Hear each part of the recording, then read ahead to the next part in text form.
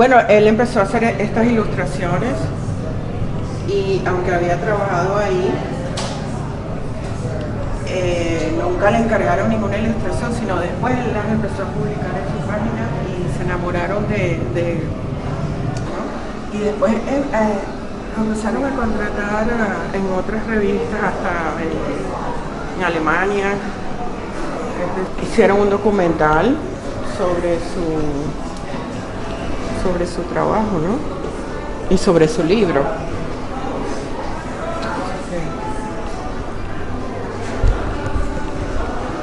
Entonces estaba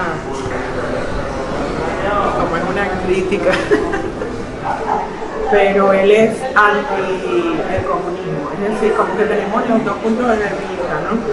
Es decir, no habría que contratar, sino contra los dictadores, sería el punto. Porque entiendo, porque cuando una persona se convierte en un dictador ese es el problema, ¿no? Oye, esa no sabía que era su ilustración súper famosa. The exhibit is over 2 floors. So what you see here in the main gallery is from the graphic memoir Warm, and then if you go downstairs there are pieces from Warm, but there's also a lot of political art by Edel for magazines like Der Spiegel, Time, Newsweek. So both of these floors are dedicated to Edel. We're very excited as the Society of Illustrators to have this show. And I have to say, we just talked about it earlier, Edel. When we talked about having this exhibit, it was 2 years ago when we met. It's also a very special day, almost day, because it's Edel's birthday tomorrow. So. And then what makes it even more special, Edel's entire family is here, and all the way from Miami are Edel's parents. Bienvenido. That's pretty much it. I'm working on it. And then at 7 o'clock we actually have, because it's a birthday party too, we have a band. And the band is called, they're already setting up Los Ciegos del Barrio. And they performed in Cuba several times, and it will be an evening of Cuban music. There will be mojitos. I'll hand over to you, Edel, and thank you so much. And again, congratulations on this beautiful work. Thank you. I wanted to thank first the Society of Illustrators. I'm in a funny spot right now with my work, and I came in here and I said I want to put this up, I want to do it like this, I want to put this down, and in this few instances of not outright censorship, but kind of like, can you make that or put that in the back or make it smaller? And the Society just let me put the show that I wanted to put up the way I wanted to. So I think it's a really big deal to have that happen now, to have institutions stand up and confront what's happening in this country instead of just bending over like so many are doing. Exile is on this side of the gallery, and it is the conversations, the back and forth between my parents of trying to decide, are we going to leave this place? Are we going to leave our family? And how they did that. A lot of it was hiding and lying to other family members. Because if anyone knew that you were leaving, the word would get around, and all of a sudden you'd have a bunch of thugs at your house ready to beat you up, to punish you for wanting to leave the country. So there was a lot of really tense conversations between them about leaving. It wasn't such an easy thing, and that's also something that I want people to understand, that leaving your country is the last thing you want to do.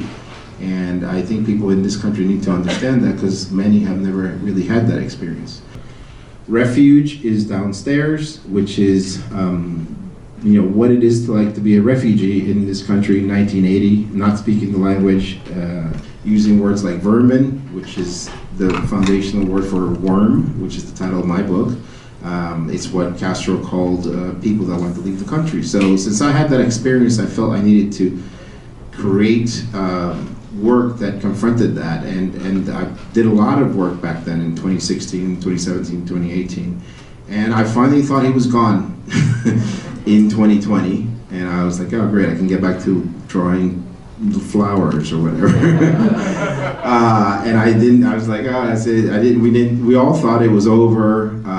I remember, and then I wrote the book that described that whole story. And I remember when we agreed to have the show. I'm like, well, by the time the show is on in a couple of years, no one's really going to be talking about Trump. And he's back worse than ever. So, as we were about to leave the port of Mariel, a van showed up. So this is the way we communicated in the 80s. My parents wrote letters, I sent them drawings, and they saved them. And when I went there about 15, 20 years later, they still have them. And in some of the cabinets around, you'll see some of the process. This is my original book where I put everything together. This is my original mock-up for the title, just a couple of paper bags that I painted on. And I didn't change much for the final graphic font on the cover. This is some of the stuff that I found, articles that mentioned my boat, along with the Mariel boatlift. These are the kind of things that I used for a lot of research. And then downstairs is the dungeon here. It's where you have all the political stuff that I've been working on, like this guy. This was my first cover for Time magazine in 2016. And it's what established this sort of brand or look that I developed for Trump, followed by this. For this one, they wanted him to be almost like a puddle, which is hard to figure out. And all of these images that, these are the images that ended up in a lot of media, online.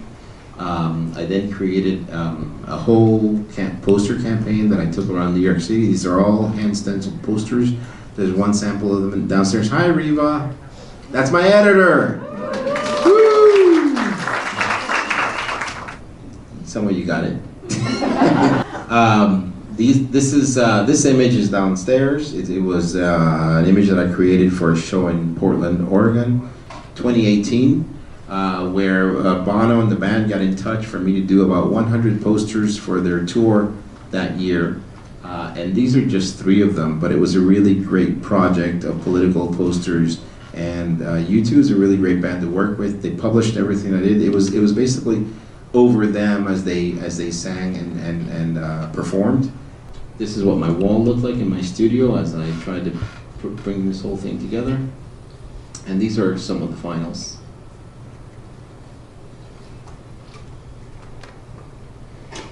I had done this drawing in 2021, right in January of 2021, right when I was... It's very hard to figure out how to end something, you know? It's easy to kind of start the middle, and at the end you're like, what do I do? How do I do this? And I think this was the best.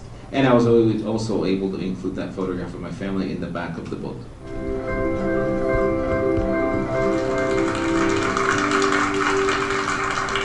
Edel Rodriguez has created more than 200 magazine covers for the likes of the New Yorker, Time Magazine, Newsweek, and Der Spiegel.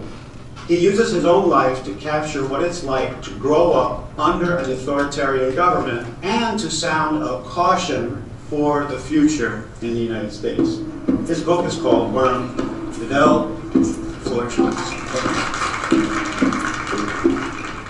I wanted to write a book that documents what happens to a Cuban family that doesn't agree with the system, and I want to tell the story of an immigrant family and why they leave their homeland.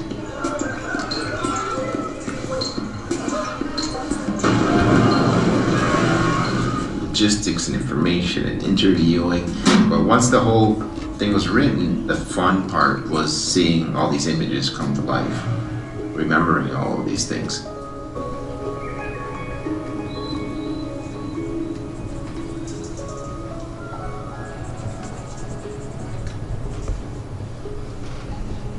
¿Cuántas veces he dibujado ya? 2 o 3. Ay, más que eso yo creo. Y el resto no leo. Parezco una princesa. Oh, wow. Una señora del respeto. Wow. This is a different reaction than usual.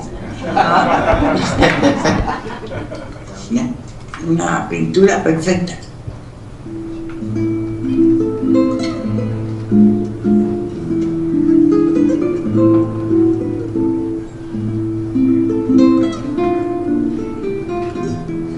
I remember about my childhood in Cuba was growing up in the countryside. Gabriel, the town that I grew up in, was my world. You know, I didn't really feel like I lived in Cuba. I lived in El Gabriel. My parents were probably the best people that I know. They really try to take care of not just us, but of everyone. There was always a fun time. There was always a party. They always felt like we had enough. They really did their best to give a good life to their kids, even under the situations that they were in. So, esta es la única de las pocas cosas que tenemos de la casa, ¿no? Pero la tiraste tú. Sí. Eso yo también. Todo eso. Just imagine that there's one company, and that's who employs everybody. And then you anger someone in that company that's important. That's it. You can't go to another company. You were seen as a worm, someone that is living off the system, like underground, eating off the system and not contributing or disliking or hating the system. My parents, they didn't talk about Castro in a direct manner. The situation was more about their concern of what was going to happen to their kids, and they didn't like what the system was doing to us, the way that we were being raised by the propaganda of the revolution. So that, combined with my father's entrepreneurial personality, clashed with the Communist Party, and there were very specific threats that were made against him. It is part of what is believed to be the final exodus of boats from Mariel. Officials say by tomorrow, the number of Cuban refugees brought over on the Mariel boatlift will total over 100,000. Mi hija no me la dejaron salir porque tenía 18 años, pero ella no quería que su hijo se criara en Cuba. Tuve que venir para acá. Trump's orange face in here, right? His little Weasley mouth in the middle here. So I like to frame out the covers. It makes it feel like a cover when you box it out. You write, say, the Time logo on here. I think comedy is a very important tool to kind of disarm people, and then once you disarm them with a joke, maybe they're more open to your point of view. So.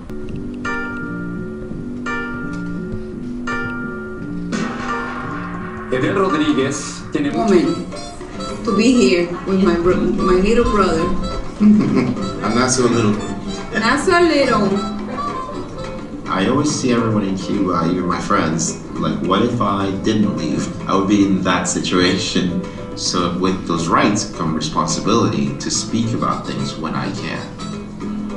There are a lot of people that question whether this is the greatest country in the world. So every time I make something that is highly critical of the politics here, I don't just make it for this audience, I'm making it for people in Cuba that are watching what I'm doing and going, wow, I guess the US is still a place where you can do these things.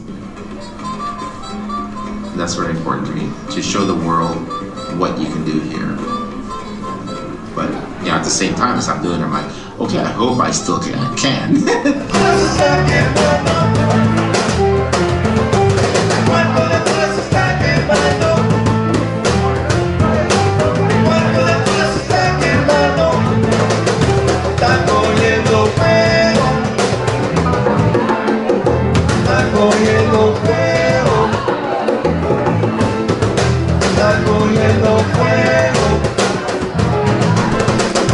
Está cogiendo